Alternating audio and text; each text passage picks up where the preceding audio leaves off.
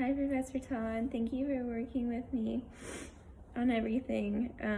My mom is better, but it would just be way too hard for me to try to do everything that I'm doing here and go to school. I would be a hot mess. And so thank you for working with me on this.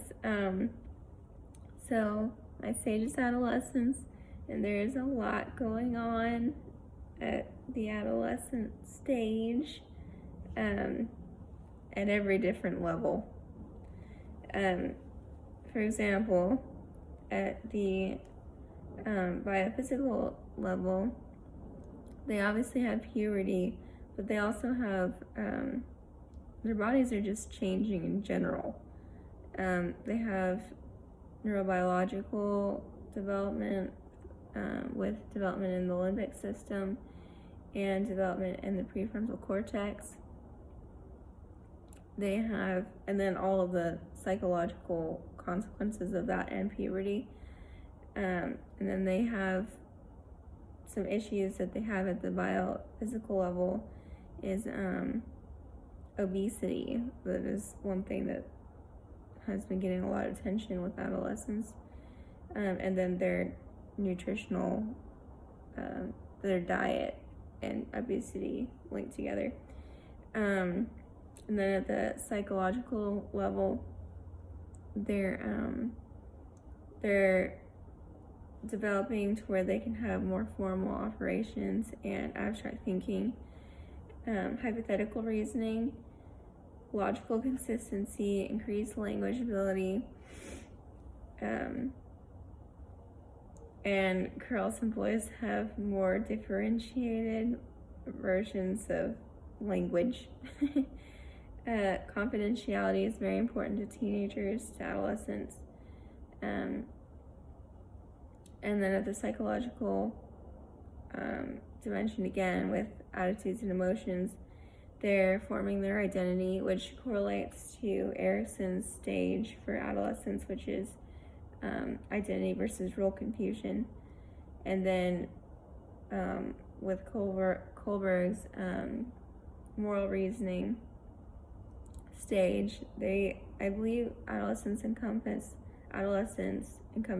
both pre and post conventional moral reasoning. And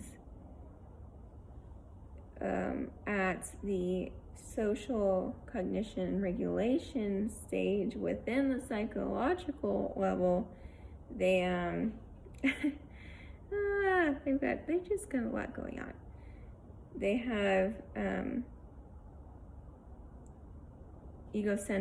very egocentric, which again is understandable considering all the stuff that they're going through and the fact that they're finding their identity, pulling away from dependence on parents and depending more on peers. There is within the psychological level, there's a lot of psychological stuff that can go wrong in adolescence, which again is not very surprising, such as self-esteem issues, internalized and externalized disorders, conduct disorder, delinquency, self-harm. There's a lot that can go wrong in adolescence, which can later affect adulthood. But at the social level, it's again the control and autonomy, trying to figure out they're basically at that weird point where they're not children, but they're not adults.